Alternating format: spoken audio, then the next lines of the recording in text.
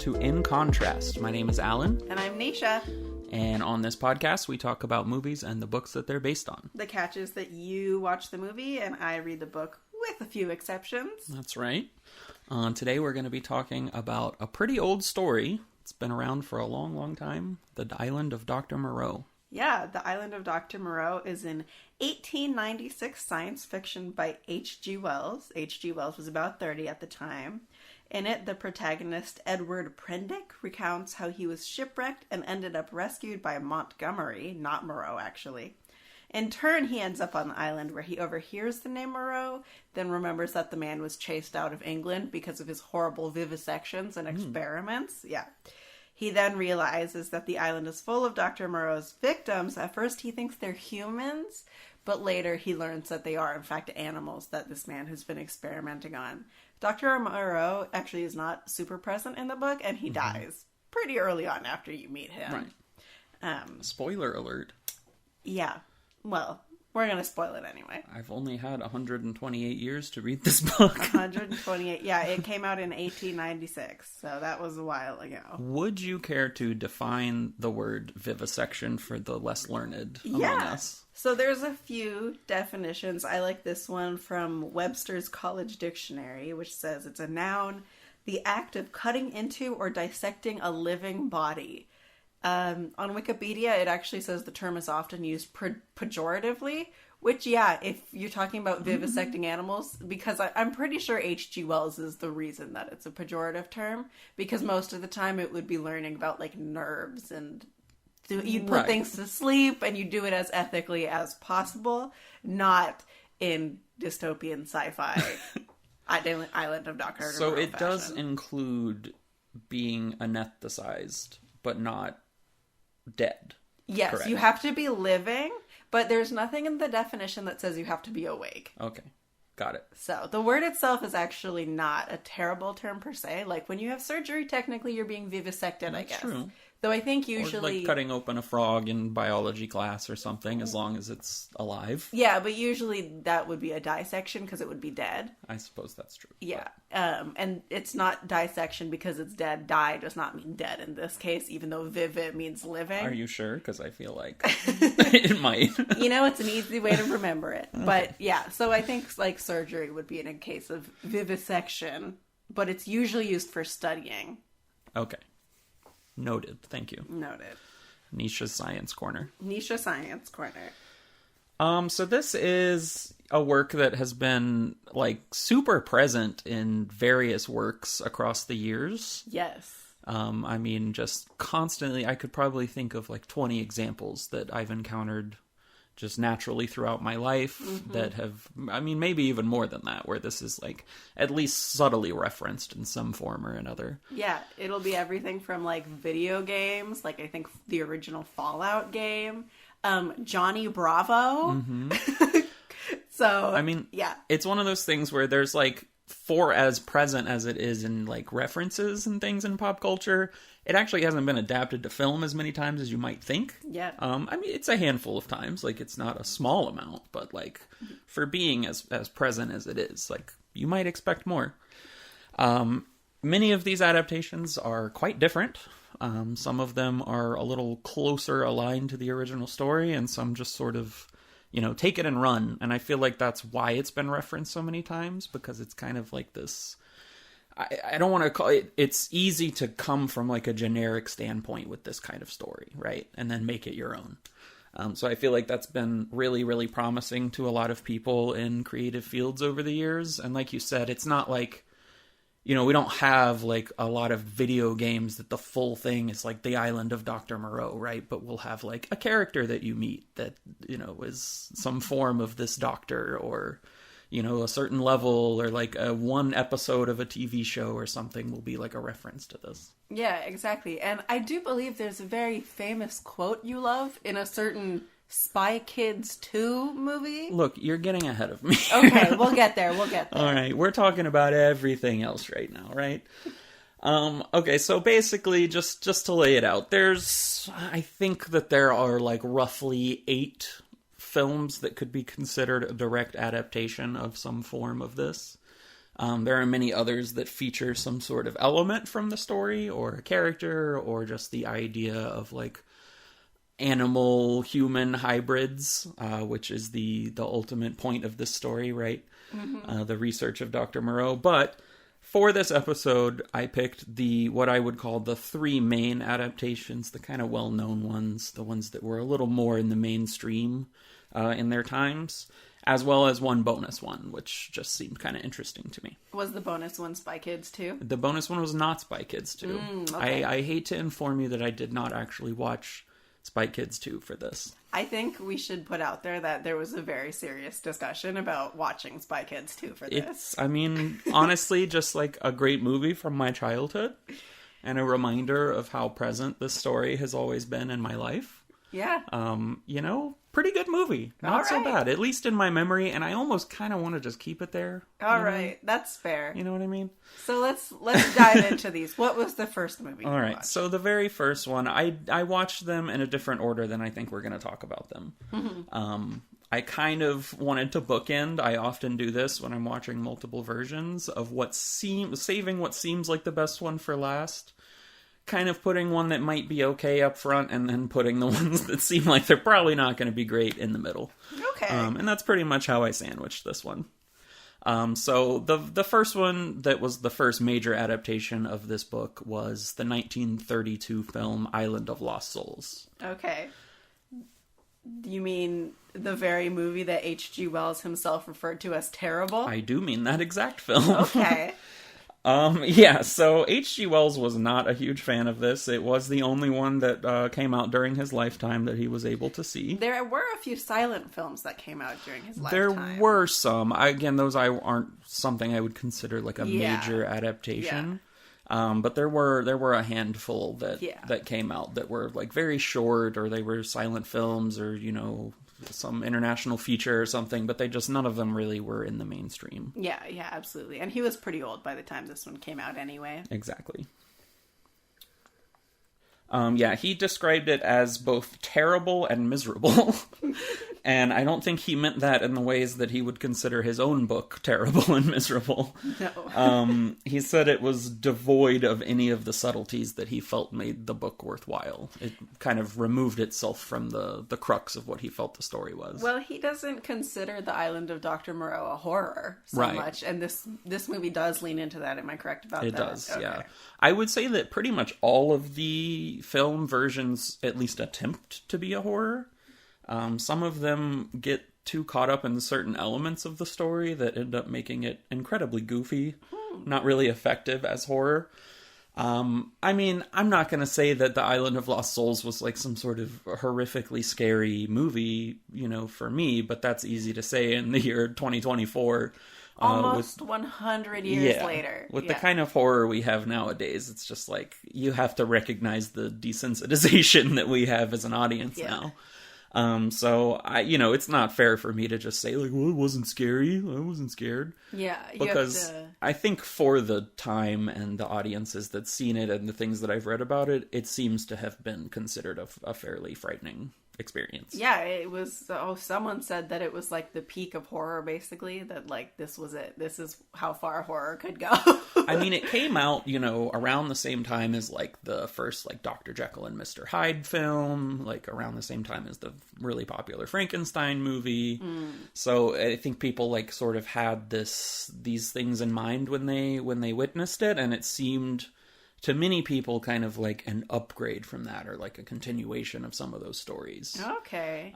So like I think I saw some reviewer say that it was like a better Frankenstein than Frankenstein. I saw that as well. Yeah. Like things like that. So like I don't know. They're clearly very related, those two stories. Yeah. Obviously, the story of Frankenstein is a lot older and has remained probably even higher in like pop culture relevance over the years. But Mary Shelley is considered as the inventor of sci-fi, and H.G. Wells says that his books are in her genre. Absolutely.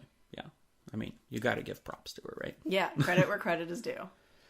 So I'll go further into this film, but it was the first one, and it was the first one for a really long time. The second one wasn't released until 1977. This was another one that was considered to be like a pretty direct adaptation. This is the first one that shared the exact title as the book. Okay. It was just called The Island of Dr. Moreau.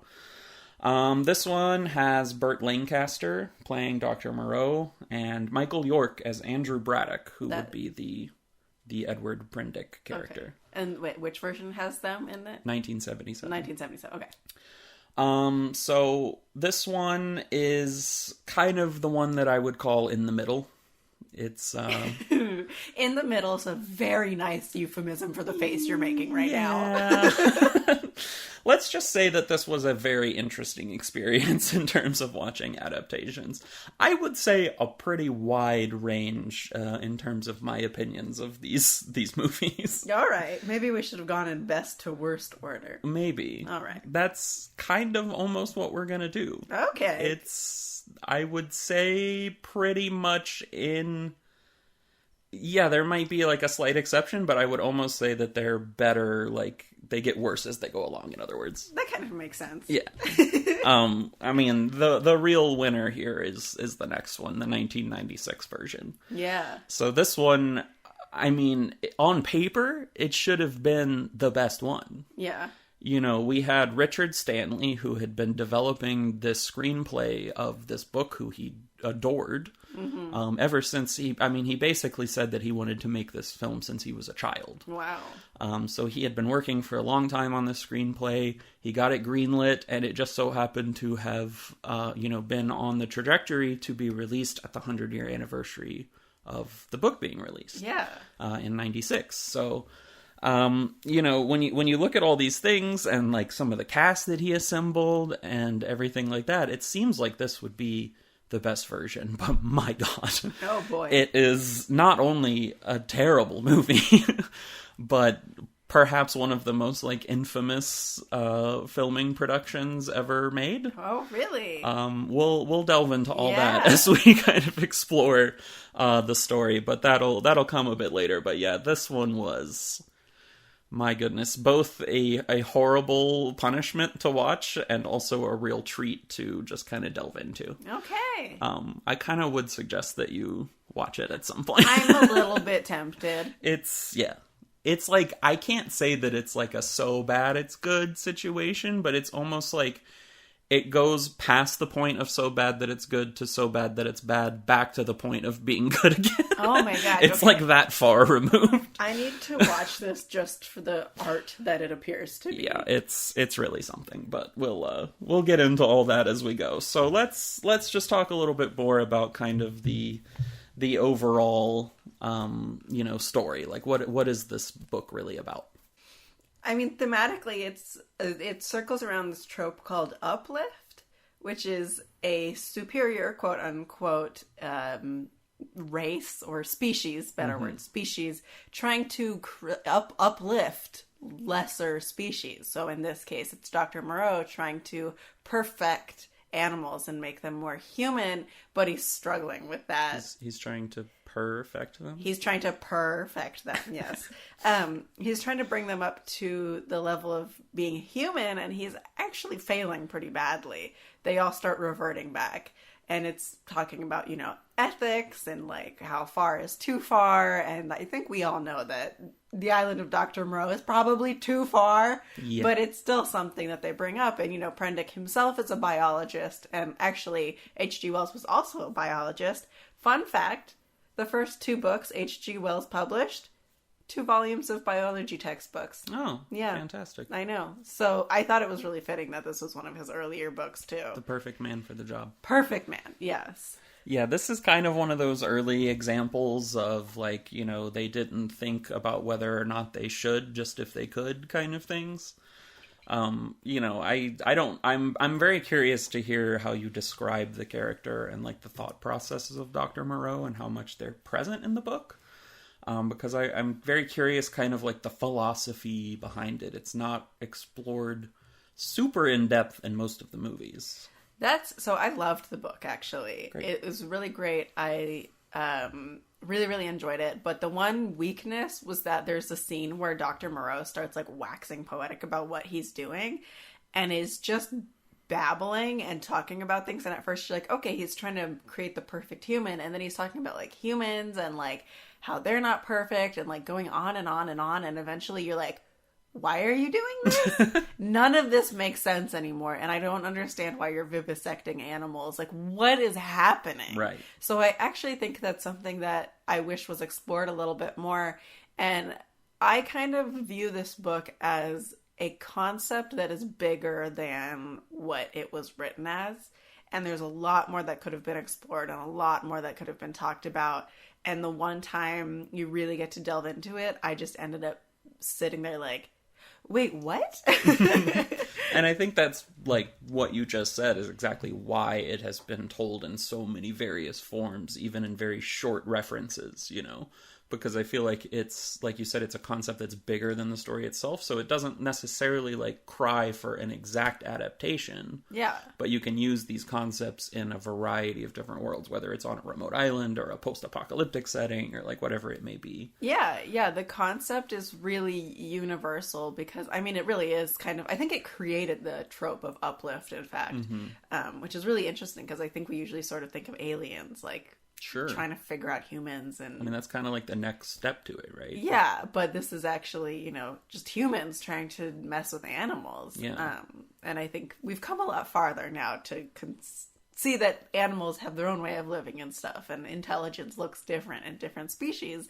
But yeah, it's just, there is this huge concept and this huge conversation that things that reference this are often not trying to say this is an adaptation, but they're saying we're trying to reference this conversation. Right.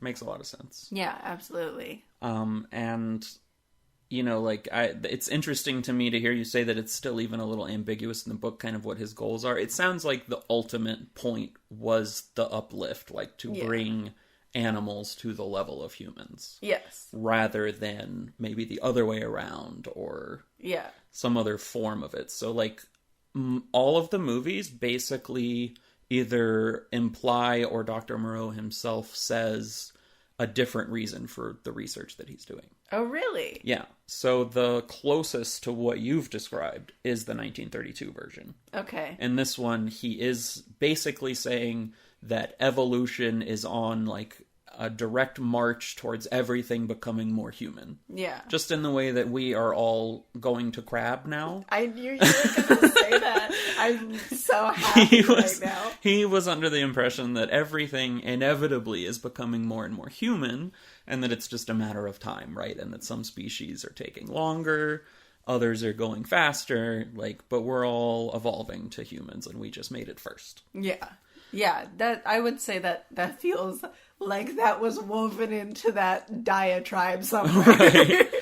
The other two forms, I would say that the 77 version is closer to that, but it's not necessarily spelled out as directly. Mm-hmm. And then the 96 version goes fully the other way, where it's essentially these two men who are seeing the shortcomings of mankind. Okay. And then feeling like some combination of the better traits of other animals being combined with human intelligence would then lead to, like, us even more superior species. Okay. So it's not trying to get animals to the level of humans, it's trying to take humans and take animals and create something better than both. Okay, so in these movies, is he vivisecting only animals, or is he doing humans too? So that's the other piece of this. Okay. Really, the only one that involves vivisection is the 32 version. Really? Yeah. So the others, because they're all set... So the 1932 version, we'll just say flat out, is the closest adaptation. Yeah. From everything that I've seen, from even just the short things that you've described so far, it seems as though, even like how you mentioned the very beginning of the book, the only one that aligns with the way you described it was the 32 version. They're very similar for other versions, but all of them are set in different time periods. Are they contemporaneous with their... Is that what I'm trying to say? Yes. Okay. Absolutely. Only the 77 version seems to be. And I don't think it ever specifically says what year it is, but you can just kind of tell. Okay. It's got the 70s vibe. I think so. Okay. I think it is. You know? Good enough. After you watch so many of them, it's kind of hard to say. So I know that the 32 version is set at the time of the novel. Okay. It is set in the late 1800s. Okay. They start to talk about, like, basically it's, like, they never specifically say what year it is, but you can just tell from some of the conversations they have that it's meant to be, like, this direct one-to-one time period with the novel. Okay. The 77 version, actually, sorry, it is not set in the 70s. It's set in 1911. Okay. So in that one, they're having conversations about, like, he's been away since the turn of the century on this island.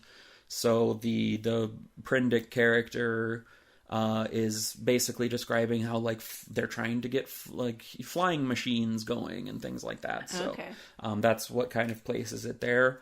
And then the 96 version is actually set in the future. It's set in, like, 2010. Oh, okay. And so all of them have these kind of, I don't know, like, more scientific, like, for the time that it's set in. Like, the science moves that direction.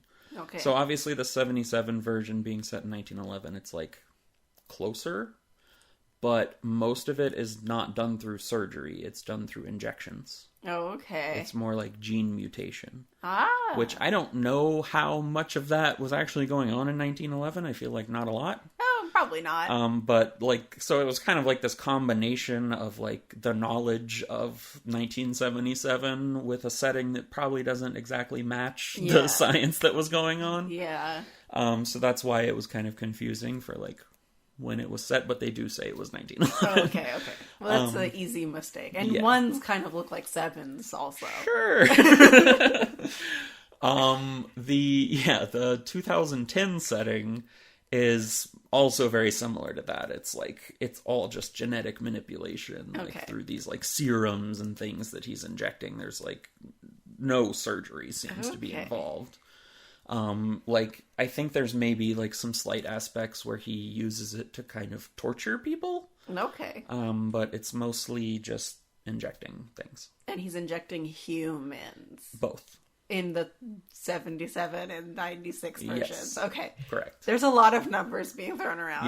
Yeah. It gets pretty dicey, especially because, like, many of them are very similar. Yeah. And then they have just, like, these slight little differences. Yeah. So we probably won't go into, like, all the slight little nuances with each one, but yeah. We're just trying to keep the years straight. Yeah, my God. It's really something. I would say that, like, the overall concept of, like, I mean, the uplift aspect that you describe is probably more unique to this, but that the, like, underlying concept of, like, you know, different species being combined and stuff, like, that's been around even longer than this story. Yeah. You know, that's, like, present in all sorts of mythologies and, you know, whether it's, like, minotaurs or even other animals together, like a griffin or something. Yeah. So, like, those concepts, it's like an evolution of that. Yeah. That's placed into a specific story, and then now has, like, evolved even further out of that story. Yeah. Kind of interesting. Yeah, it is. It's kind of funny because it's an evolution of man playing with evolution. Right. Are you of the belief that we're all species are turning human? Human? I don't know. I don't think so. But you do believe in carcinization. I do believe in carcinization, which is another term for crabification, as I have coined. The crabbening. The crabbening, where all are turning into crabs.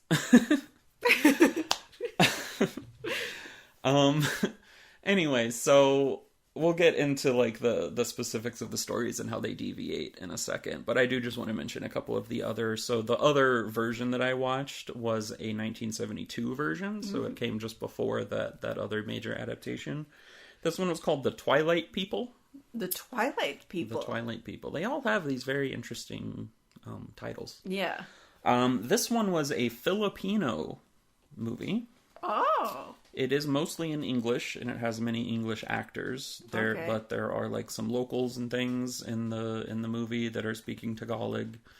Kind of an interesting movie, and the guy that directed it, Eddie Romero, he actually had produced an even earlier Filipino version of it that was much less popular. Okay. But yeah, so that was the kind of bonus one that I watched. Like, it looked like the most interesting out of all the other kind of, let's say, quote-unquote minor versions. Yeah. So, I don't know. I had a good time with it, but... That is really interesting. And you feel, is that one faithful, or...? No, not at all. Oh, okay. No, I mean, in some ways, yes. But, Okay. yeah. But that was your little treat That was the extra little treat. For getting through the other three. I wouldn't say that... Maybe treat is not the right word. All right. It was fun enough. All right. And then... Yeah, so you also mentioned Spy Kids 2. Oh, is it time? Which is... And speaking of Eddie Romero, it just so happens that the doctor played by Steve Buscemi in Spy Kids 2 is named Dr. Romero. Wow. I don't know if that was on purpose or not, but I found that kind of interesting that someone who adapted it twice was named in this movie. Yeah. Could be nothing, could be something. Yeah. Just an interesting tidbit. Yeah.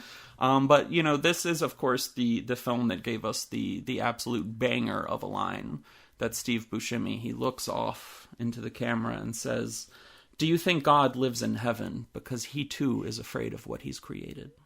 Yeah. I think that's like a weird line to be in Spy Kids. I think it's fucking awesome. Yeah, it's like an amazing, like, that's like, oh, that would be in, like, Dante's Inferno, right? No, it's in Spy Kids, It had too. no business getting as philosophical as it did. Absolutely not. And that's why it's a winner. That's, yeah. Yeah. And in that version, it's basically the same. He lives on, like, a far-off island. There's no technology. He's creating these little, like, they're, like, miniature hybrid animal-human things. We're still talking about Spy Kids? Yes, this okay. is Spy Kids. And then he accidentally gives them a growth serum. And then they become large and take over the island and are, like, trying to kill him. Oh. And that's when he delivers that line. All right. I mean, yeah, I'm sure in the context it's kind of an interesting line, but someone had a banger of a line where it's like, I'm going to use it in Spy Kids too. I mean, I think it might be the best version. The best adaptation. Yeah. And then lastly, as we go through this, I had teased to you that I had somewhat of a surprise connection. I was about to ask about that, but I didn't want to jump the gun. That 3 out of these 4 movies share. Okay. Can I guess which 3? Sure. It's not the Filipino one. False. Oh. Yeah. Okay. That is the loosest connection, but a connection nonetheless. Oh, okay. Then I don't know. Then go for it. Tell me. All right. Well, should I give you all of them up front, or should I tell them as they come? Give them to me all up front. Are you sure? Okay. I'm going to tell you what the connection is. Okay. And then we'll just learn about them as we go. Okay. So, the thread connecting these 3 movies is Austin Powers. What? Yeah. Yes. The all-timer British spy parody comedy, Austin Powers, weaves in and out of these 3 movies. What the heck? In ways you would never expect. This was an unexpected thing. The most obvious one I found while watching the 1996 version, and then it led me down a rabbit hole that led me to the other 2. Okay. All right. Well, let's truck forward because I need to hear more about this. Yeah, this is great. Before we get into the movies, I am curious because I know you're a fan. So there's been like a lot of other books and things written about this. Have you read The Daughter of Dr. Moreau? Oh, it's on my bookshelf. I mean, I know you have it. I love that book. It's a good book. It's a very good book, and I was looking for the opportunity to mention it. The Daughter of Dr. Moreau by Sylvia Moreno Garcia. Huge fan of hers. Great book. I really recommend it. And it's like a spiritual kind of remaking of it. Like, it's not an adaptation per se. It's not a sequel or a prequel. It's so basically it's about the daughter of Dr. Moreau, right? And it's set in Mexico, late 1800s? I'm not sure about the period, actually. I could be completely wrong about the time period. But it's set in Mexico, as like many of Sylvia Moreno Garcia's novels are. And it's about this woman who's like starting to have people like come into her life, and she's learning about people, and she wants to get married, and she's surrounded by all these like human animal hybrids. And I believe that's less vivisection and also more like gene mutation, so maybe it's set later than I think it is. But yeah, that's also like one of those. And I do believe she is based on the Puma Woman. Ah, yes, okay. Because it does... It's a huge spoiler. I'm so sorry. I should have put a big spoiler warning before that. I mean, I don't think so, because that's going to be weaving in and out of this whole conversation. I think that's probably one of the most interesting points of, like, difference between all of these different versions. Yeah. Is going to be the Puma Woman. The Puma Woman, yeah. Well, I'm sorry for anyone who has not read the book yet. Should have put a little bit of a warning there. But yeah, we are going to be spoiling some of these things. Right. Okay. So, I mean, that's not that crazy. And we'll get to why it's not after we talk about some of these movies. Yeah. But, yeah. Yeah, I just figured that was like among, you know, many different references to this book and like different retellings of it and stuff. That was just one I figured that you very much liked and that you would want to talk about. And that I had, in fact, read before I read The Island of right, Dr. which Moreau. is crazy, but like, you know. I think I'm gonna go back and read it again and see how it hits me now that I've read it and that I've read the book, and I like want to read The Island of Dr. Moreau again, and like I really enjoy this weirdness. Yeah, I feel like that would be a good exercise for you. Yeah. I mean, ultimately, like looking at all these adaptations, I'm just surprised that there's not like some bigger main adaptation, or that nothing else has been like in the works, or like I don't know, like even these big quote unquote movies, like the 96 was probably like the biggest production, but like none of them are huge movies. I mean, I have a feeling that a lot of these urges to do adaptations of it are stifled by the need for CGI and practical effects. Yeah. Because so we try not to like talk too much or share too much before we get on these podcasts. But I saw you watching some of those movies. Just walking by and passing. You saw some visuals. The makeup and stuff is really just bad. Yeah. And it's not convincing. And I think maybe now our CGI could start doing something. But it's been done so many times previously that it almost maybe needs a little room to breathe, or it needs an adaptation that just works with the modern zeitgeist. Yeah. And that's kind of like an ultimate point that I want to make, but we'll save that till the end. All right, we'll get there. Anyway, I think, you know, I've been going back and forth so much on like how to talk about this. I almost feel like it would be best for you to kind of walk through some of the beats of the story in the book, and then I can compare how they are different or the same with the movies. Okay. I mean, I think the book is broken up pretty well into like the opening. Yeah. Where Edward Pendick, I forgot his name for a second, is basically shipwrecked, and he's on a boat with two other men. The rumor has it there were four men, but one of the men never makes it to the boat. It's pretty graphic from the get-go, and it sets you up for being like, oh, this is going to be a tough read. These two guys, it's a sailor and another guy from the boat. They grapple and end up falling off the boat because they're going to eat someone on the boat, which is never necessarily explicitly said, but they're like drawing straws for it, and you're like, yeah, we know what they're doing. And then he's left adrift for a really long time. He's picked up by the Ipecacuanha. Oh. Which is kind of hard to say if I'm not reading it. And that's how he ends up meeting Montgomery. Right. Not Dr. Moreau. Sure. And that's sort of the beginning. From there, the ship captain is like a huge drunkard and absolutely off his rocker and refuses to keep Pendick on the boat. And so when Dr. Moreau is like, no, you can't come on the island. And the captain is like, no, you can't stay on the boat. The captain throws him into a little dinghy and just leaves him to drift in the ocean. So then Montgomery is like, okay, we have to go save him. And he drags him back to the island. No. Classy of that captain. That captain, I'm pretty sure they say that he's like not licensed, or he like lost his license. He's like, I am the law. Oh my god. He's something else. He's the sayer of the law? He is the sayer of the law. Of his own law. Yeah, so like I said before, the 32 version's probably the closest to that telling. Mm-hmm. It doesn't really get super deep into like the happenings before he gets picked up. I will say up front that none of the characters are named Edward Prendick in the films. Really? They all have some variation or some completely different name. So again, 32 version, his name is Edward Parker. Okay. Much closer. Definitely the closest one. Yeah. He is on a ship called the Lady Vane.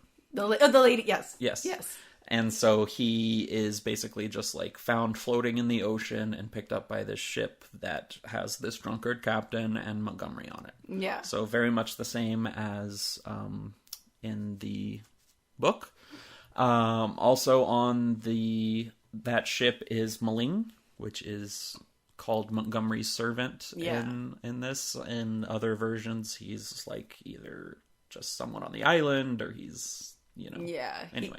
He is on the ship. I forgot to mention Okay. he's on the ship and he's like Prendick is like, ooh! Right, he's like his first visual exposure to this concept, He doesn't really know what he kind of just thinks in the movie like, oh, the locals here are weird. Yeah. Yep.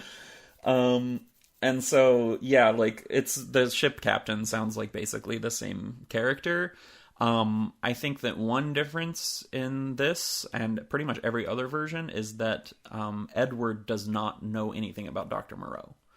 So he's basically hearing this chatter on the boat about, like, his island's really weird. You don't want to go there. And the ship captain keeps talking about Moreau. He calls him at one point a grave-robbing ghoul. That's fair. Like he definitely has some strong feelings about him. And then same thing, he physically throws him not into a separate boat, but onto the boat with Montgomery and the animals when they're about to head to the island. Yeah. I would say that's a fair thing to cut out, too. Is the, like, he doesn't need to go floating away in the movie. Right. He can just get thrown onto the boat, and then they're like, well, dang it, now he's an uninvited guest. Yeah.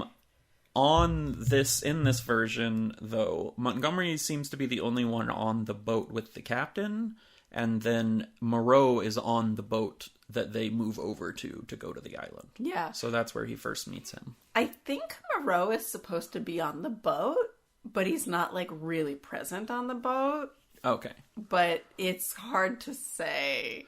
Because in this one, both of them, like, they don't really have any conversation beforehand, but both Moreau and Montgomery are yelling to the ship captain, we cannot take him to our island. Yeah, they are. Okay. So definitely so I don't know if Moreau is on the ship when Prendick gets saved. Right. I think he is. And then they're also on the boat together when they're going to the launch and going back to the island. Okay. And yeah, they're both saying, no, we can't take him. Right. And then the ship captain is like, I'm not taking him either. Which is like an important thing to bring up because in most of the other versions, Moreau is like desperately trying to get him to the island or to get him to stay, like basically right out of the gate. Yeah. That's actually something really interesting about it is that they're like, we don't want you here. And then Prendick is like, they're going to experiment on me. And I was like, Prendick, they're literally like they don't want you, bro. Like they want you to leave. They're in fact not trying to experiment on you. Also a question, does it describe where the island is supposed to be located? It does. And I don't remember. It's somewhere in the Pacific. I mean, yeah, that's like generally all of them are like, it's some far off remote island in the middle of the Pacific. And it's like, I know it's made of like volcanic rock and stuff like that. So it's given me Hawaii vibes. Okay. Somehow I don't think it's Hawaii. No, I know. I mean, but maybe just that general maybe the area. Ring of Fire is what I mean. So in the 32 version, it gives specific coordinates. Oh. It is at 15 degrees south and 170 degrees west. Isn't that where they found Amelia Earhart? No. I don't know. Maybe. So obviously I looked up those coordinates, and it seems to not actually have any islands right at that specific spot, but it's like just east of Samoa. Oh. So it's kind of in that region. Yeah, that's the area I was thinking that it was in, but again, that could just be my imagination. Right. Probably a detail I should have written down, but I did not. Okay, and then so going to the other versions, the 77 version is quite a bit different. So in this one, he also shipwrecks on the Lady Vane, but he just washes ashore onto the island. Okay. He's not picked up at all. So he kind of just, like, gets picked up on the island, and they, like, nurse him back to health, and then he starts to discover all these things. Yeah. This one, it doesn't say much about, like, the location, but Montgomery describes the island as slap in the middle of the Pacific, about 1,000 miles from nowhere. Okay, that sounds about slap in the middle of the Pacific. Yeah.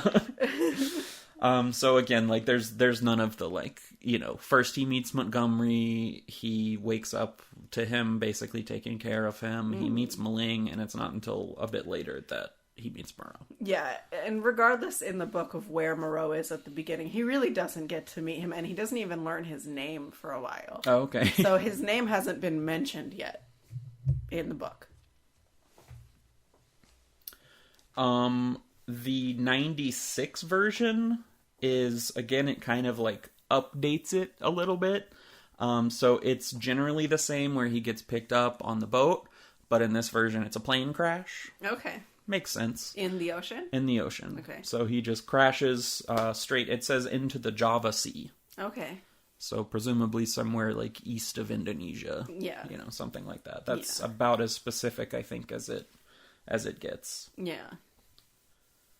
There is a scene in that version where he has to, like, you know, they land in the ocean. They basically, like, have this little raft that they've, you know, kind of constructed from various pieces of the crash. And he does get into, like, a brutal fight with the other survivors. Okay. At the beginning of this one. And is he the lone survivor after that? Yes. Okay. Yeah, in the 77 version, one other guy survives and makes it to the island.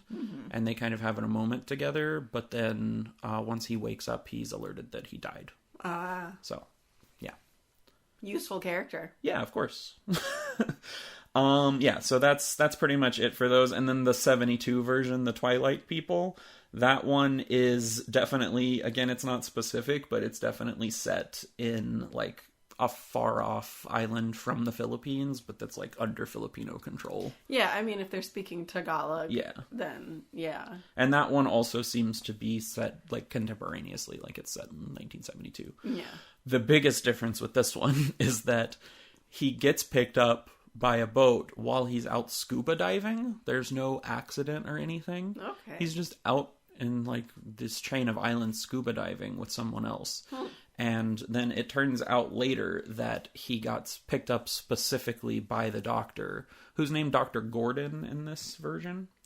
But he got picked up by this doctor because the doctor knew who he was and thought he would be, like, the perfect specimen. Interesting. Yeah, so this one's quite different in terms of that. Yeah, definitely. So after they get to the island, they quickly set up Prendick, and pretty fast, Dr. Moreau is like, I'm going to start vivisecting a puma.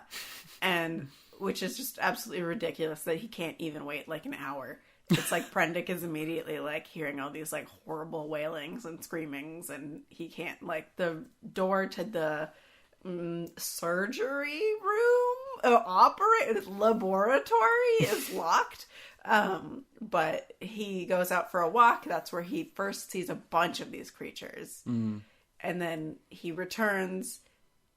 By then he's heard Montgomery say Moreau's name. He goes for a walk. He sees these things. He gets terrified, runs back, slowly starts piecing things together, and decides, oh, they're going to vivisect me. I better arm myself with a weapon. So he Hoyes is throwing. He rips off part of a deck chair, and it's like a wooden, he has like a wooden plank with a nail in it. Oh. And he says that, he's like, yeah, I got a nail in it. It's a little bit more threatening. And then he books it, and Montgomery is like, Prendick, where are you going? Prendick. And so he's just running from them, and he ends up in like a little village where all these little animal people live. And they kind of take care of him, and that's where the ape man is, who has he has 5 fingers. He's a 5-man like me. and he like the ape man wears that as like a badge of pride. Right. That's where he meets the Slayer of the Law. They go about doing this like chanting. We're saying like, you mustn't walk on four legs. Are we not men? And they do this whole chanting and this whole like ritual. So he's seen like these other people chanting, and then he comes and sees these weird animal human hybrids chanting who he thinks used to be human. And he keeps saying like, maybe I can appeal to some like humanness that's still deep within them. Okay. That's not like totally outside of what happens in most of these versions. There's some form of like him running into the village and this and that, like, meeting these various people. Yeah. I would say that it sounds like the book kind of like gets to a level of, fear and like him trying to fight back way earlier. Yeah, it's really fast. Yeah, that doesn't really happen in the movies. Like, yeah. Again, the 32 version, they're basically like Moreau and Montgomery are just gonna like let him stay on the boat for the night, so he doesn't even have to come up to the island. Yeah. Until he can, leave in the morning. But Moreau suddenly gets the idea that he wants to introduce him to a character that is not found in the book, named Loda, who is the Panther Woman. Yeah. I believe the closest to this would be the Puma Woman. Yeah. So this is like a character that was kind of invented, or at least this form of her was invented in the 32 version, and is then found in every other version of this, every other film version. Yeah, and I will say in the daughter of Dr. Moreau, I'm pretty sure she's a Puma woman, but she might be a Panther woman or Jaguar woman or something, but she is some kind of cat woman. Okay. So in this one, she's just like in one of his normal experiments, She's like very, very human looking. It was basically just an excuse to add like a hot woman to this movie. That was the era of needing a hot woman. Yeah, I mean, I'm not going to say it made the movie worse, but like she's the worst performance in this movie by far. You know what I mean? Like, so it's basically just like he suddenly gets this idea like, well, she is like his proudest experiment basically. So he wants to introduce her to a man that's not him or Montgomery. And it's basically revealed over time that like him and Montgomery wanted to try to like impregnate her, and that she basically wanted nothing to do with them, so he gave up. Okay. So at least it wasn't forced. Yeah.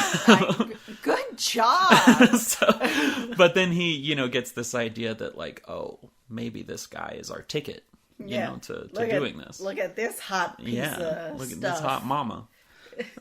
She'll claw you up.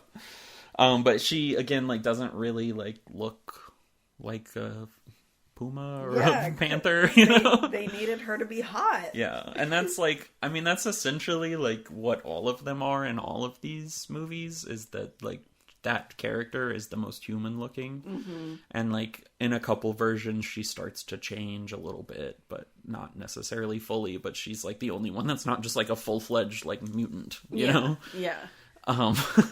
So I don't know, just kind of interesting that like I guess she just was like so beloved as a character that's why they kept her in like pretty much every subsequent version. Yeah.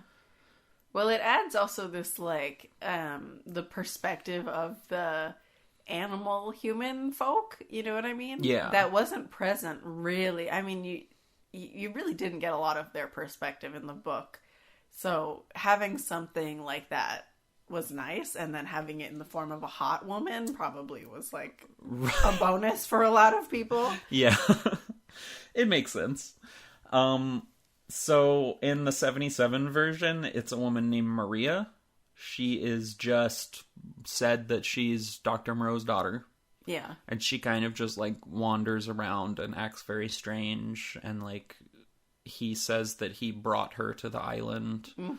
You kind of get the idea that that's probably not what happened, but they don't really ever like fully explore her character. Yeah. She just kind of walks around like this like lobotomized person. She chirps when she sees birds. She does that like weird cat chirp thing. Basically. Like she's a Persian, she's just like very weird. Yeah. So she like asks him weird questions and like stuff like that. But yeah, that's basically it when it comes to that character. Oh, well, it looks like they're really fleshing out the women in these of course, characters, naturally. in these movies. In the 96 version, it's probably the one that has, like, the most substance, I guess. That's kind of a stretch to say that. But, so in this one, he has, again, it's listed as his daughter, named Aisa. Okay. And she, you know, again, like, seems like just a person, and then eventually it becomes obvious that she is, like, the most successful experiment that is also starting to revert back to her panther-like state. Yeah. Which, again, is just basically her getting fangs. Oh! As you know, so the one defining trait of panthers of is course. fangs. So she kind of just really looks like a vampire. It's also, I forget the actress's name, but she, like, already kind of just looks like someone that's in, like, you know, Underworld or something. Oh! That's a good movie. Oh, is it though? Yeah. I don't know about that. And then in this one, like, the most interesting changes are kind of with, like, Maling and all these people. Like, many of them are, like, he refers to them all as his children in, like, many of these versions. Does that happen in the book? No. Okay. I don't think so. So he does that in, like, multiple of these movies. But in this one, it's almost like there's this separation between he has, like, his sons and his daughter. Interesting. And Maling is one of his sons. Okay. You know, and then there's, like, several others. And then the rest are kind of, like, the ones that live in the far-out village. Yeah. How does Montgomery feel about being on the island? Because it's something I forgot to mention, but he keeps being like, why did I ever come here? This was a bad idea. Right. So, he ranges from being, like, an active participant in some versions to, like, basically hating all of it. So in the 32 version, he's very sympathetic. He doesn't think that, like, he chastises Dr. Moreau for even bringing him into the house and, like, changing his mind and involving him with the Panther Woman. Yeah. He's, like, very upset with him about that. Yeah. And then in the 77 version, he's almost like this, like, drunk comic relief character. Okay. But then he does end up, like, helping him escape in the end. Okay. And then in the 96 version, he's played by Val Kilmer. Oh.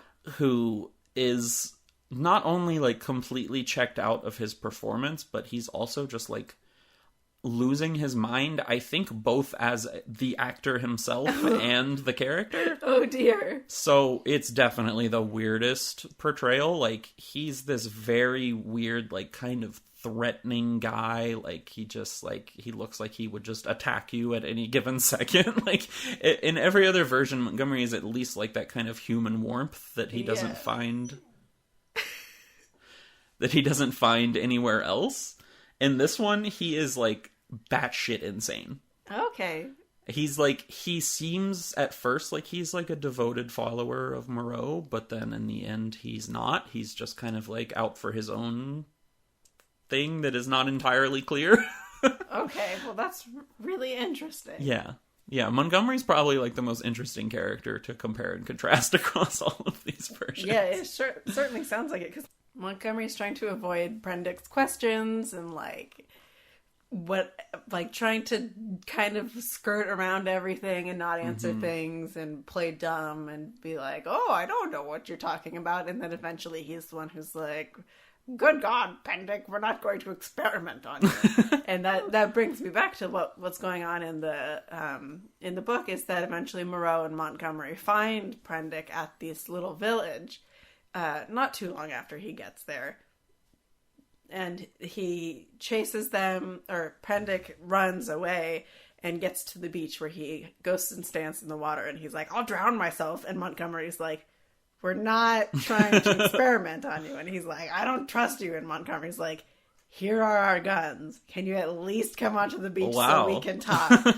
And Montgomery's actually, like, really level-headed. And he's just like, I know it's kind of scary what's going on, but you are not in danger. Right.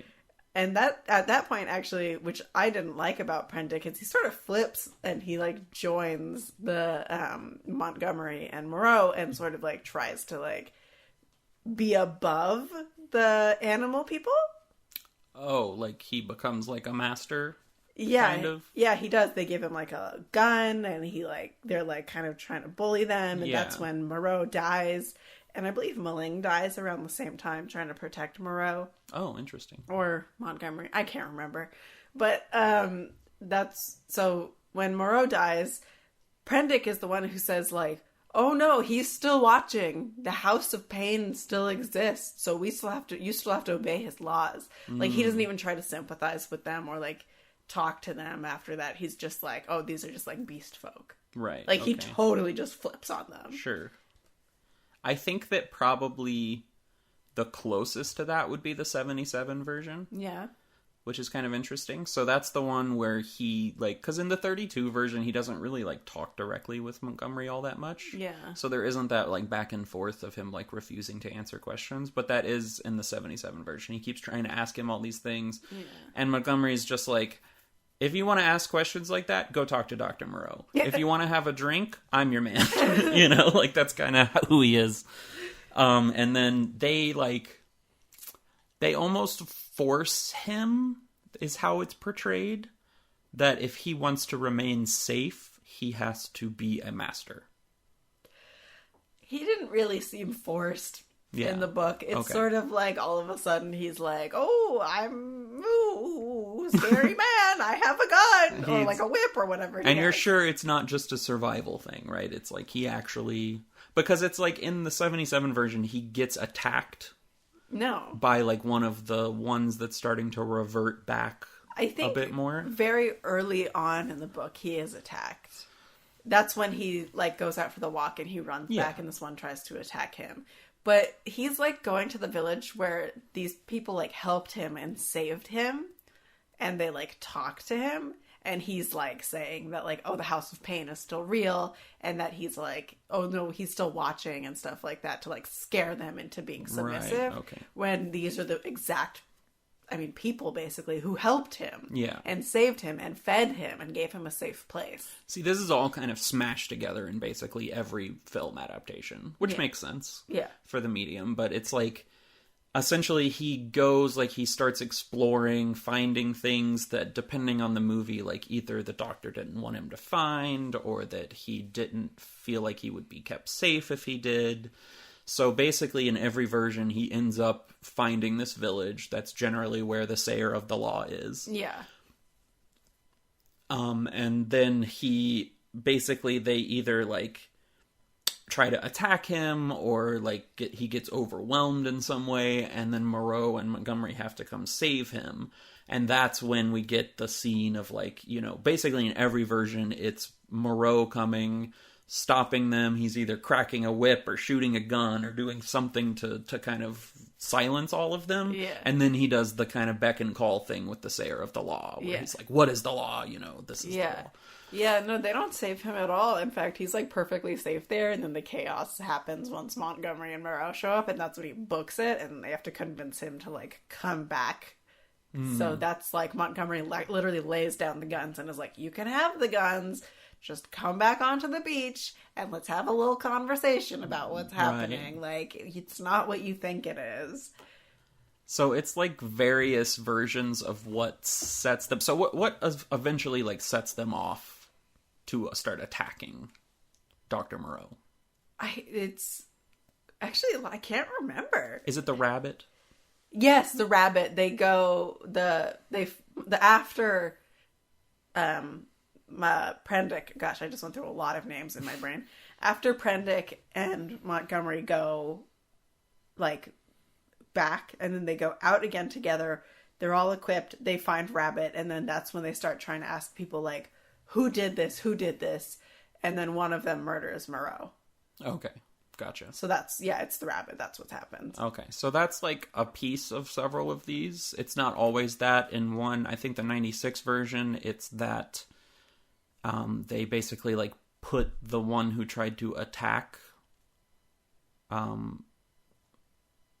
his name is Douglas in that version. Let's just say Prendick. Prendick, yeah. So he's like the one that tries to attack Prendick, and then they like put him on trial, and then Maling actually is the one that shoots him. No.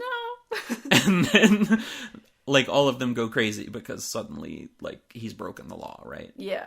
But it's like some version of that, or like, yeah, they start pursuing who has like killed this rabbit and broken the law, and then it turns out one of them had like reverted back further than the others, and is like, you know, trying to wrestle with his mankind versus not, or you know, whether he's an animal or actually a man. Yeah. So one thing that's really interesting is that the book actually takes place over 11 months, and a large part of me is like, where are those 11 months? But I think what happens, my understanding is that so Moreau dies, and then Montgomery dies, and that's when he's kind of living among these people, and they're very slowly reverting back to what they were. And he's slowly seeing more violence. Like, he has like a dog man companion who ends up getting killed after a while. But most of that, like, he doesn't feel safe, but there's not that much violence happening, which is probably why he was disappointed in a lot of the versions, is that like, they're not all just killing each other. They're just slowly reverting back. And I think by the time that Prendick gets off the island, they're still kind of like, some of them are still a little bit human, but they're mostly back to their animal, and he's concerned what is going to happen, but he's never like directly attacked or anything like that. Interesting. Okay. Yeah, this seems to be where it like really goes off the rails for most of these. Yeah. Because that's just like so different. I mean, it sounds like the action, quote unquote, gets ratcheted up faster in the book.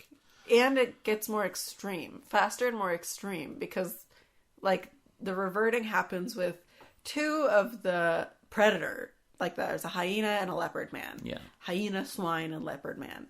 And they're the ones who really revert back yeah. during the story. Hyena swine is the main one in the 96 version as well. Yeah, so they're the ones who kind of revert back and kill the rabbits.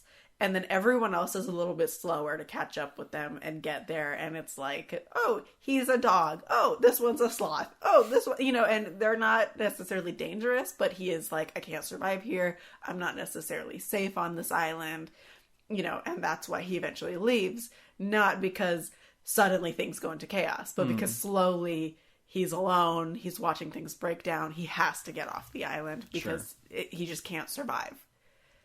Okay, so in the book, Moreau dies, like, fairly quickly after all this? Yeah. And then what happens with Montgomery? Montgomery dies shortly thereafter. Okay, so he does die. Yeah, Montgomery also dies, because Prendick ends up being alone. Is there any other... Are they the only characters that happen? Yeah, the only human characters are those four, and then it's the animal people, Right, okay, so there's no outside force or anything. No, and, like, even very few of the, like, animal people really talk. Some of them have, like, garbled speech, but most of them don't say anything, except for the ape man and the sayer of the law and Maling. Okay. They're kind of the only ones who talk, and then apart from the chanting, a lot of them chant together, but like it's really just the three humans who are doing most of the talking. Oh, the dog man talks a little bit. He's like a Saint Bernard man. How does it describe, or how do you like envision the look of these creatures, beast folk? I don't know, and I think that's part of why it's so hard to adapt, is that I just really like, he describes them. And I sort of, like, for the ape ones, I sort of picture something more ape. But, like, and this is where I actually want to mention that the book didn't age super well, is he does make reference to, like, some of these people looking like black people, which is not the word he used. He didn't use the worst possible word he could have used. And then describes, like, basically a primate. So I kind of, for some of them, pictured them, like, as they were described, with, like, you know, ape-like faces and, like, kind of odd bodies. But when they got out of the, like, primate look, I really didn't know what to picture anymore. Okay. And I was sort of at a loss for, like, what exactly they would look like and how that would work. Right. So I don't know what I really pictured, which is, I think, why I kind of liked it being a book, is I could just sort of, like, let it wash over me and keep going, and sort of have Prendick being like, I don't know what the heck I'm looking at, and being like, okay, I don't know what the heck I'm looking at either. You know, like, this is some kind of hybrid and it's weird, and like, okay, that's fine by me. That's enough for me. Like, I don't need it to be extremely detailed. And I think that's probably its strength.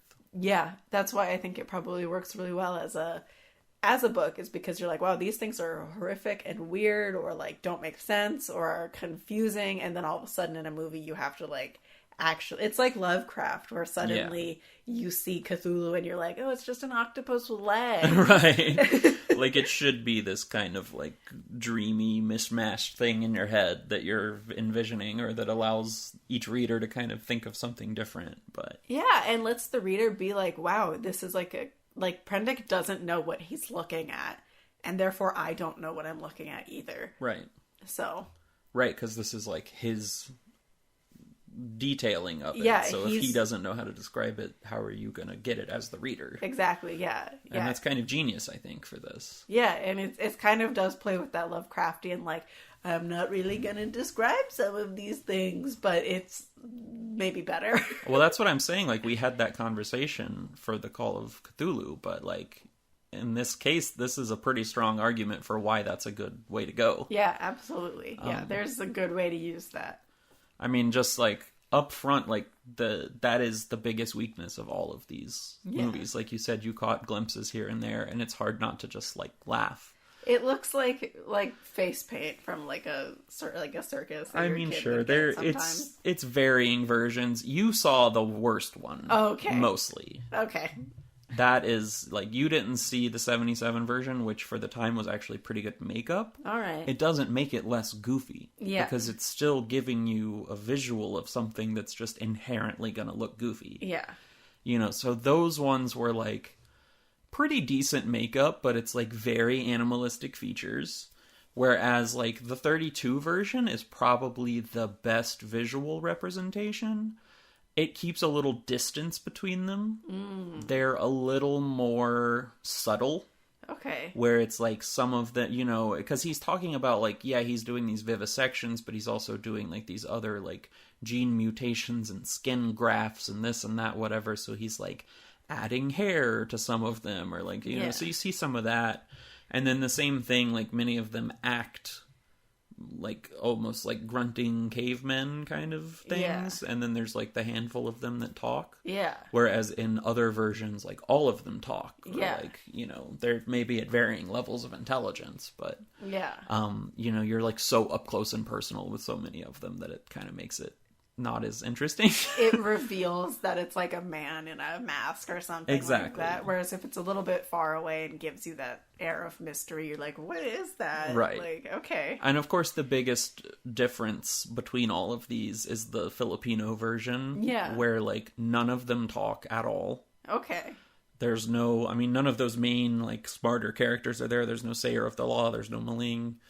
There's none of those characters, so it's basically they're all just like 80-yard like animal noises when they like open their mouths. Oh, that's weird. It's kind of silly, like anyway, yeah, so that one's the most different. And then in the 96 version, it's just like, again, it's not like the makeup itself is that bad, but it just is so silly. Yeah, it's just so absolutely silly. It's hard to suspend your disbelief because, like, in the book, the more humanoid ones are described as having like really short legs and are like bent at odd angles, and they like can walk on all fours and stuff like that. And a human actor simply can't do that. They can't suddenly have legs that are half the length of their torso and a torso that's twice the length of their torso, you know. And then you can't have a dog actor do that either. No. Like, it just doesn't. We don't have the actors to do it, which is why I would actually be curious to see like a CGI interpretation of it now. Sure. I mean, it could be decent, but I feel like it's still just like, it's not going to be able to capture it. No, I don't think so. I think, And so like the earliness of the 32 version in film, I think gave it an advantage in that way, because like people didn't expect any more than that. Yeah. So it was able to keep that distance, and then like at the very end, it sort of does like lean into the like vivisection aspect of it. So it's like, you know, you see one of them like walking with like a human leg and then like a deer leg or something, you know? And it's like, but it just shows like a quick thing like that. It's not like you're like living with this character throughout the movie. Yeah. So I think that like makes it a whole lot more effective. Yeah. Whereas the other ones are just, like I said, like full, because they're like supposed to be injected with the serum, right? So their like genetics are completely modified. So they're like full on like anthropomorphic animals. The movie poster for the 77 version literally looks like an Animorphs book cover. Hold on, I need to look this up. What's it called? The Island of Dr. Moreau.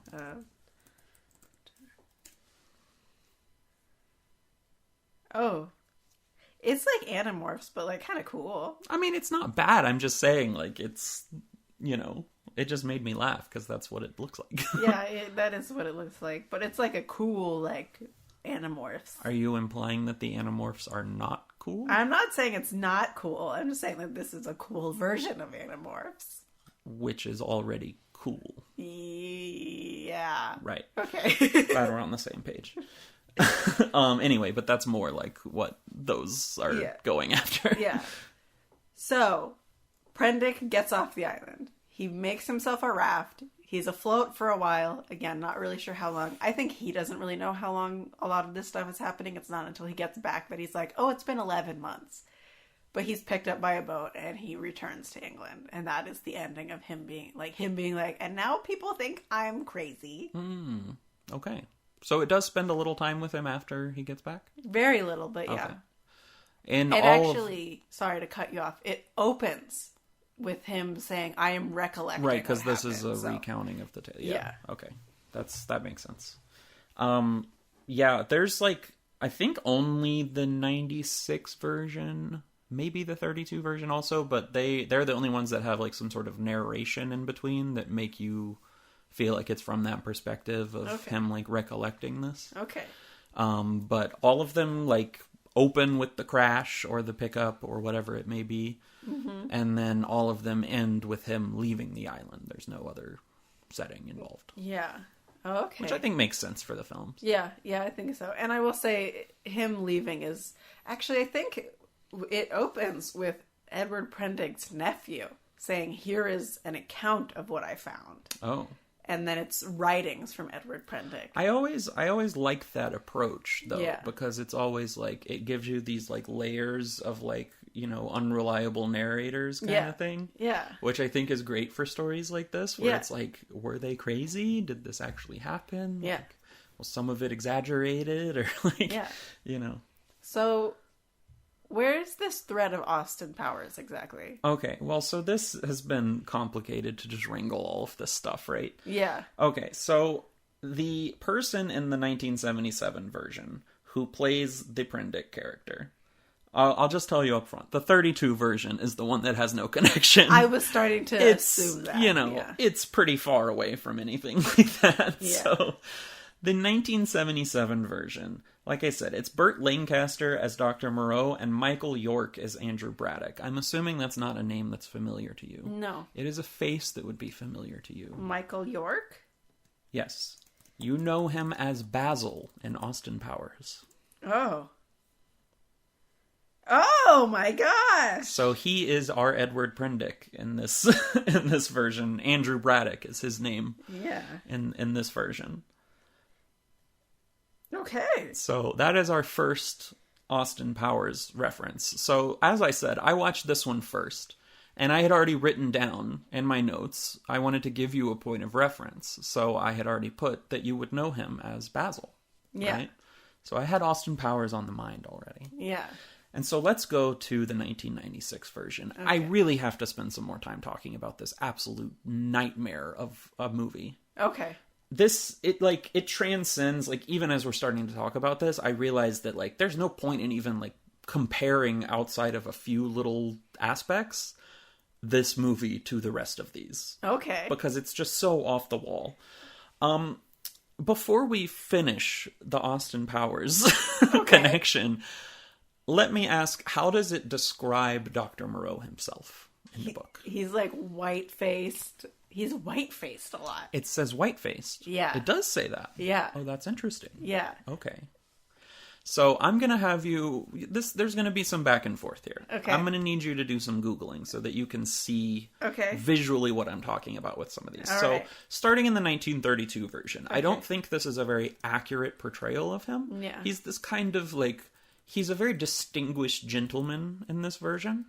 He's kind of like this portly fellow, and he has this kind of like, kind of nature to him. Yeah. You know. Okay. You're visualizing this. You're seeing it. I'm seeing it. He always has a suit. Like you wouldn't be surprised to see him with a monocle. He's very interesting. As far as I understand, not very accurate to the description of him. Not really. No. The 1977 version, I believe, is considered to be the most accurate. He's just kind of a guy. He just looks like an older guy. Yeah. Pretty normal. Burt Lancaster's like a pretty normal looking guy, right? Mm-hmm. Yeah. I think this seems like it's the most correct. It's like, yep, he's a dude. So it seems like for the 1996 version, they went a very different direction. And I will say, even though he's a different character in the Filipino version, Dr. Gordon, he also just kind of looks like a guy. Yeah. Like, I would say that one's also pretty accurate. Yeah, I may have Googled this already. So, he's played by Marlon Brando in the 1996 version. I don't know how familiar you are with Marlon Brando at this point in his career. Not very. He was difficult to work with, to say the least. Okay. But in this version, it seems like they really latched on to that whole white-faced thing. Yep. Because the man is literally painted white. Yeah. The first exposure we get to him is he's being carried by some of the beast folk on this, like, Pope-mobile-looking palanquin. Okay. Like, it's, like, white and draped and, like, gold, and, like, it fits with his outfit, where he also kind of vaguely looks like the Pope. Yeah. It's very odd. Yeah, he's dressed in all white. The other piece that is very interesting about this is that one of his experiments is this tiny little guy. I believe his name is Magi. Okay. And he's basically a mini-me. Yeah. You see him? Yeah. So he's like, they're always wearing matching outfits. They're always having these little conversations with each other. He he treats him like this little version of himself. Okay. There's a scene where Marlon Brando is playing a piano, a baby grand piano, and Magi is on top of the piano on a tiny piano, also playing the piano. Okay. So I literally was like, he has a little mini-me. Like, there's no other way to describe him. Sure enough, after I looked into this movie, Mike Myers confirmed that this character was the inspiration for Mini-Me in Austin Powers. That's so funny. It wasn't even just like, it kind of, like, reminds you of him. It was the exact thing that led to Mini-Me. Wow, okay. So there is your, like, real crazy Austin Powers connection. Okay. And then I will just go ahead and round this out with the slightly looser one that is in the Filipino version of all things. So this one has, again, none of the characters are like fleshed out human people, right? Yeah. But this one is a very early role for the actress Pam Grier. Are you familiar with her at all? Let me look her up. So Pam Grier ended up becoming very, very famous as kind of this, like, blaxploitation spy person. Uh-huh. She had all these, like, roles where she's, like, a foxy mama and she'll shoot you and, like, all this kind of stuff. So that's, like, what Pam Grier is known as. But this was an early version for her where she plays the Panther Woman. Yeah. The connection comes in that all of these Pam Grier characters are exactly what the Beyonce character of Foxy Cleopatra are supposed to be referencing. Okay. So you didn't think I'd be able to tie that, did you? I honestly, when you said you had it, I assumed you had it. But that was way more watertight than I thought it would be. I mean, there's no it's not even like, oh yeah, she played some of these characters. It's like that character is exactly supposed to be a Pam Grier character. Wow. Yeah. That's wild. So, really tightly knit with Austin Powers among all these movies. Okay, so the other thing that I want to bring up is two of the people who portrayed the Sayer of the Law. Okay. Who I think is a fantastic character. Yeah. I don't know how you feel about them in the book. He doesn't do much. Okay. I just love the laws, like the saying of the laws. I think it's really fun.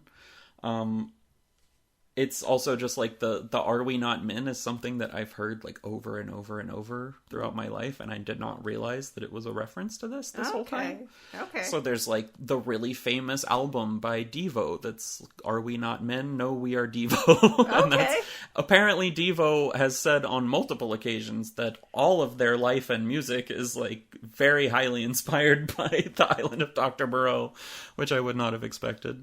It's like there's like multiple, there's an IT Crowd episode named "Are We Not Men?" It's the one where they try to fit in with the footballers. Oh, okay. Okay. It's just like one of those lines that's like I've heard so many times and I had no idea what it was. But yeah. I just love the little back and forth and like the chanting that they do. I think it was one of the most fun parts of all of these movies. Yeah, it's a really interesting part of the book because it also, to me, it was like, oh, maybe he can like forge a connection with these people. And I thought that would be something really interesting to explore, and that like, well, they have become human and they can forge connections, but also animals forge connections, Right. But they don't really explore that. Yeah. Okay. So most notably in the 32 version, the Sayer of the Law is portrayed by Bela Lugosi. Yes. Which is really excellent. Yes. And then in kind of an earlier role for him in the 96 version, Ron Perlman. Oh. Who, you don't really know he's there a lot because he's always under some sort of crazy makeup, but like, yeah, pretty awesome. Yeah, that is really cool. The only other thing I want to compare is the ending for each one. Yes. Because he gets away in every version, but in varying forms. So in the 32 version, what actually happens is kind of his saving grace is that his girlfriend or fiance, her name is Ruth, he had written a letter to her from the original ship he was on, saying to expect him at port, and then he never showed up. Okay. So then she, like, gets the authorities to bring this drunk captain in and, like, threaten his license, and so she ends up going to the island of Dr. Moreau to find him. Wow. And that's kind of what, like, breaks the cycle of him getting caught there with his little plan. Yeah. And so it ends up that him, Edward Montgomery, and his girlfriend get away together. Okay. So Montgomery ends up helping them, and Okay, that would make sense, I think, for Montgomery's character in the book. Right, it does make sense. In the 77 version, Montgomery ends up helping him escape, but does die. Okay. And then Braddock Prendick ends up escaping with Maria, who was like the Panther woman. Oh, right. Or the daughter of Dr. Moreau, yeah. Whatever you want to look at her as. Yeah. Which part is true or not is not entirely clear, but yeah. So they end up escaping together, and they have like a romance thing going on. Yeah, of course. Obviously. Yeah. In the 32 version, like, he does have kind of a romance thing with the Panther woman, but ultimately she, like, basically distracts them so they can get away. Okay. Takes one for the team. Yeah, exactly. In the 96 version, like I said, it just, like, it goes completely off the rail. So, like, there's a bunch of infighting. Maling is, like, helping the hyena swine at one point, but then he changes his mind and, like, helps them escape. His name is Douglas in this version. Right, the Prendick character. Played by David Thewlis, by the way, who is probably the best performance in this god-awful movie. Okay. It's just not enough to, like, save anything. It almost makes it worse because it's dear. He's the only one that's actually trying. Oh, dear. So it's like, it just makes it not fit in at all. But anyway, so he does escape, but like pretty much everybody dies in that one. So he does leave by himself. But I will give this one some credit. That is the one where, like, the Sayer of the Law and some of the other more friendly mutants that did not join the other chaos that was going on, they, like, are friendly with him and they see him off. Aww. And he promises to come back and visit them. Oh, because all the bad guys were killed. I wonder if he does go back and visit I them. like to think so. It's the only, like, redeeming factor. Yeah. Anyway, so I have to talk about a few other points in this movie because it's just absolutely insane. So outside of many of the things that we've already talked about, like I said, the whole like Marlon Brando portrayal of this is just absolutely insane. Like, I don't know what is going on there. Yeah, he kind of, from what I saw, he looked a little bit like he was based off of a Hare Krishna. I hadn't thought of that, but that's kind of true. Except with his face painted white. Right. Just absolutely bizarre. Again, in this version, he's kind of like trying to make the less desirable traits of humans go away with his splicing, which doesn't really ever delve any more into with that. Probably the craziest thing, again, is Montgomery. Like, Val Kilmer was such a strange casting for this role. Like, not only is he, like, he seems like Val Kilmer, who's, like, really good at playing these kind of cocky guys, you know? Yeah, that's Val Kilmer, Yeah, I mean, like, and so it's just, like, not at all fitting for Montgomery. But they do change his character enough to, like, fit it in this movie. Okay. Which I don't even know if that was purposeful off the top. But basically, like, once things start going off the rails, Moreau gets killed. You know, I think maybe at a similar point to what you mentioned in the book. Yeah. Montgomery basically starts doing this, like, weird impression of Moreau at this point. Okay. He's acting completely insane. And then he starts to, like, form this alliance among some of the beast folk. And so at one point, there is a scene where you see him descending in the throne of Moreau. He is sitting in the throne. He's also painted himself and is wearing a bunch of white. He's wearing a pair of white Oakley sunglasses. Oh, nice. And you see him descending down this elevator with some, like, terrible, like, I mean, basically, like, Combi Christ level song playing. Did you just say Combi Christ is terrible? I did not. I said it was, like Combi Christ. Oh, but okay. Yes, they're terrible. Hey! And then so like he comes down into this room full of these like mutant experiment guys, the beast folk, right? Yeah. And they are like celebrating him like he's some sort of god all of a sudden. There's no like rhyme or reason that any of this happens, by the way. I think this just like comes out of left field. I think this might be one of our bonus episodes where we watch this movie together and really hash it out. I think we might have to. He starts passing out like drugs to them. And then they start having an orgy. I'm telling you, like, I had to talk about this stuff. There's no way to have this conversation and not mention this absolutely batshit insanity. What the heck? This got into the, like, I whipped my glasses off. I'm pinching the bridge of my nose. Yeah. Like, what the heck? So you have Val Kilmer sitting in a throne, wearing his Oakleys, watching the beast folk have a drug-fueled orgy, and he starts sipping a martini and quoting Sherlock Holmes.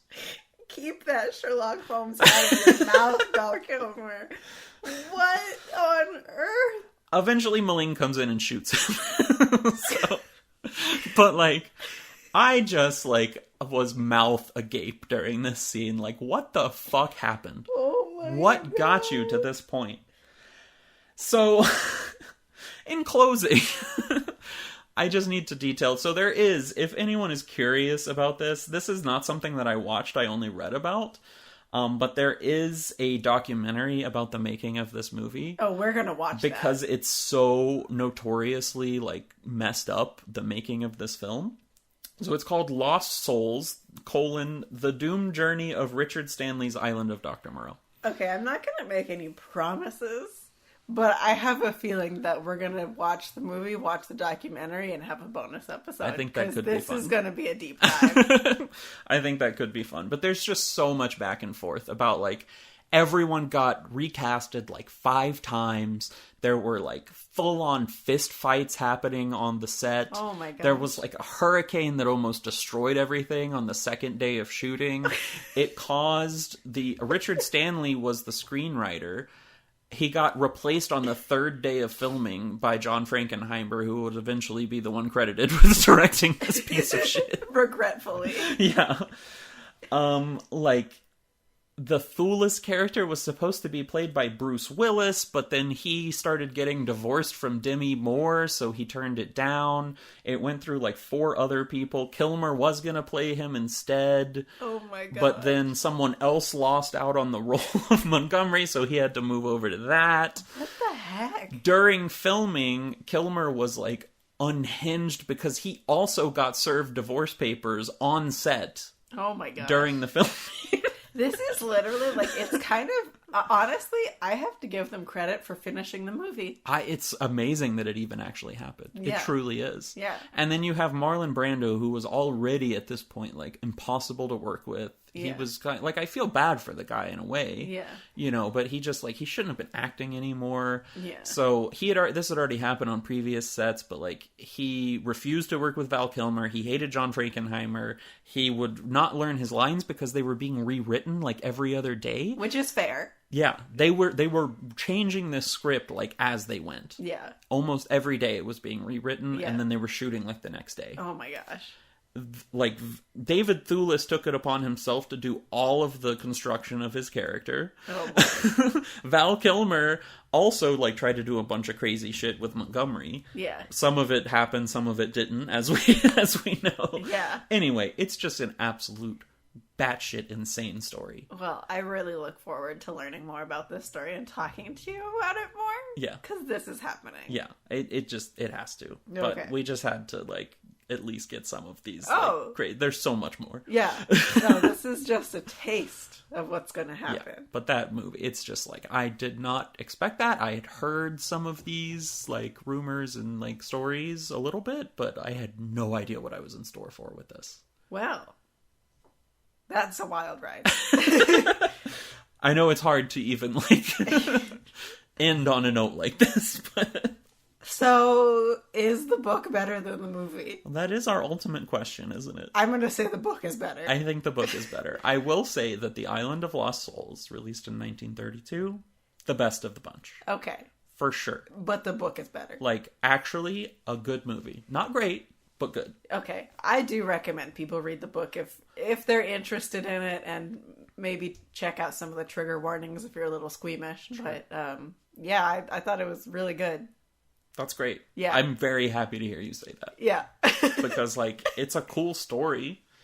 But, you know, as we had kind of poked at multiple times during this episode, like, this is just clearly an example of something where a visual medium is not it. Yeah. Yeah, and that's, like, the whole point of this conversation is that, like, sometimes making a movie is not the answer. Sometimes you just say, hey, the book's really good, you should read it. Right. And it makes me honestly curious to read the book. Because you should. I think I might. Yeah. Especially because, like, with the best movie being said that it was terrible by the author. Yeah. Like, I'm glad that I, like, watched this movie first so that I can at least appreciate it a little bit. But, yeah. like, it's just crazy. And the funniest thing about it, it was just a string of... The director of the 77 version thought the 32 version was terrible. John Frankenheimer was quoted as saying that all of them were awful. Yeah. And then you make this? Just... Excuse me, sir. Absolutely wild. But yeah, I think that this is a clear example of the book being better than the movies.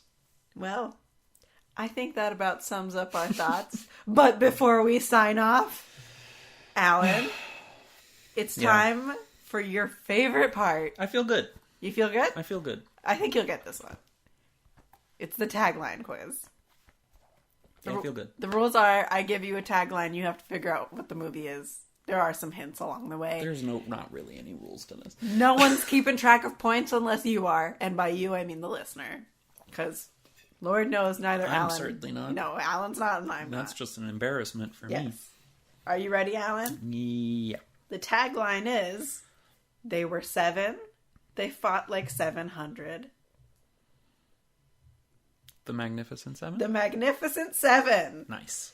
With Yul Brynner, Steve McQueen, Charles Bronson, 7 gunfighters are hired by Mexican peasants to liberate their village from oppressive bandits. Great movie. Mm-hmm. Very good movie. I almost said 7 Samurai first, but... Well, you would have been really close. I would have been really close. I would have given you another guess. Nice. See, I knew I felt good about today. Yeah, today's been a good day. So that's all for now. Thank you for listening to In Contrast. I'm Nisha. And I am Alan. Let us know what you think and your opinions. You can find us at In Contrast Pod on Instagram and Twitter. Next up, we're talking about The Woman in Black by Susan Hill, and I do believe you will be watching the Daniel Radcliffe movie. I will. I have no idea if there's any other versions that you'll be watching. I actually don't either. All right. I guess we'll find out. We will figure that out. And stay tuned. Hopefully we'll have a bonus episode for everyone. Please, everybody, go watch these movies because what a ride. Yeah, sounds great. So we'll see you all next time where we ask the important question, is the book really better than the movie? Bye. Bye.